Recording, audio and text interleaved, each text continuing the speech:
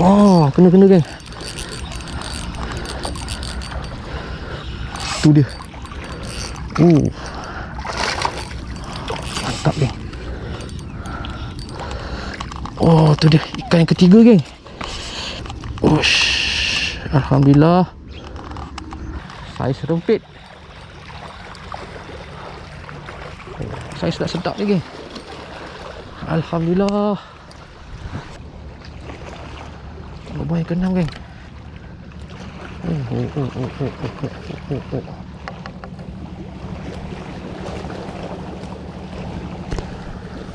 Ini saiz sikit geng. Ni umpan roti gardenia. So ni adik lah.